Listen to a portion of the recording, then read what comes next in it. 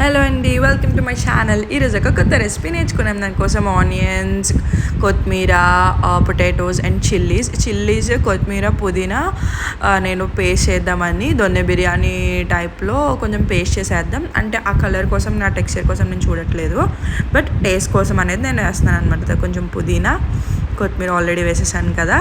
ఒక 5 చిల్లీస్ తీసుకున్నాను నేను. అండ్ ఈ గ్లాస్తో నేను రైస్ సోక్ చేసుకున్నా 1.5 గ్లాస్.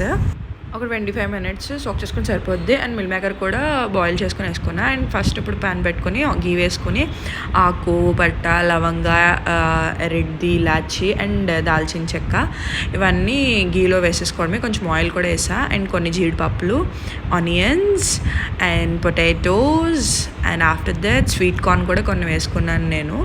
కొంచెం అన్నీ వేసాను, పులావ్లా ఉంటుందని. క్యారెట్ వేయచ్చు, యాజ్ యువర్ విష్, మీకోసం వేసుకోండి. అండ్ నేను ఆల్రెడీ స్క్వీజ్ చేసేసి వేసేసాను మిల్ మేకర్ బాల్స్ హాట్ వాటర్లో.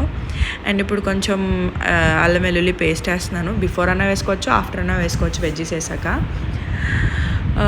చూసుకొని వేసుకోండి. ఎక్కువైనా టేస్ట్ బాగోదు, తక్కువైనా టేస్ట్ బాగోదు. అండ్ ఇందాక మనం చెప్పాం కదా, అది పేస్ట్ గ్రీన్ చిల్లీ, పుదీనా, కొత్తిమీర పేస్ట్ అనమాట. అండ్ ఆఫ్టర్ దట్ కొంచెం పుదీనా కూడా వేసుకున్నాను. అండ్ ఇది సోక్డ్ రైస్ అనమాట. రైస్ని సోక్ చేసి పెట్టుకున్నాము ఒక 25 minutes.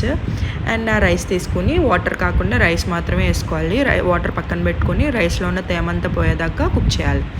ఆఫ్టర్ దట్ నేను ఇందాక పేస్ట్ పట్టిన జార్లో కొంచెం ఉంటుంది కదా మన ఇది, అది సో అందులో కొంచెం వాటర్ వేసి సోక్ చేసిన వాటర్ అది వేస్తున్నాను. ఆఫ్టర్ దట్ మిగిలిన వాటర్ కూడా, సోప్డ్ వాటర్ కూడా అందులో వేసేస్తున్నాను అనమాట. 1 glass ఆఫ్ రైస్కి 1.5 glass ఆఫ్ వాటర్ పడుతుంది అనమాట.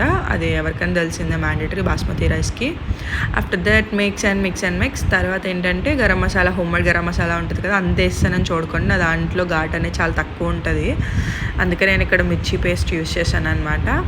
ఆఫ్టర్ దట్ గీ వేసుకుంటూ అయిపోతుంది. అండ్ పొడిగా పులావ్ రెడీ.